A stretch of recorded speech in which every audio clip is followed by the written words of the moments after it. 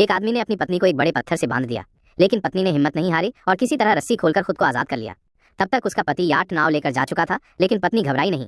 उसने मौके का फायदा उठाकर वहां से सभी जरूरी सर्वाइवल टूल्स उठा लिए। असल में पत्नी ने पहले ही नाव में छेड़छाड़ कर दी थी। जैसे ही नाव दूर गई, पत्थर से बंधी रस्सी टूट गई और जोर का धमाका हुआ। छोटी नाव पलट गई और पानी में गिर पड़ी। पति किसी तरह बच गया, लेकिन इस बीच वो भूल गया था कि उसकी पत्नी एक पूर्व नेशनल एथलीट थी।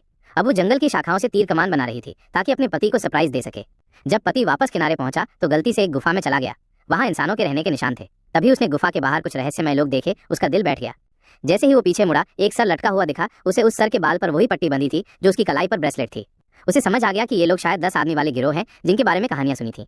डर के मारे वो अपनी पत्नी को ढूंढने भागा ताकि सब कुछ बता सके, लेकिन इससे पहले कि वो कुछ कह पाता, पत्नी ने उस पर तीर चला दिया। वो हैरान रह गया। वो सिर्फ अपनी बात समझाना चाहता था, लेकिन तभी अगला तीर सीधा उसकी ओर आया। वो जल्दी से एक पेड़ के पीछे छुप गया। पत्नी उसे छोड़ने को तैयार नहीं थी। जल्दबाजी में पति ने एक नारियल उठाकर फेंका, जिससे ध्यान भटका। जैसे ही नारियल गिरा, उसने मौका देखकर भागने की कोशिश की। पत्नी ने पीछा किया और एक चट्टान पर चढ़कर ऊंचाई से तीर चलाया, लेकिन इस बार पति ने एक लकड़ी से खुद को बचाया। पत्नी को चकमा देने के लिए वो चुपचाप उसके पीछे से आने लगा, लेकिन तभी एक पक्षी की आवाज आई और पत्नी सतर्क हो गई।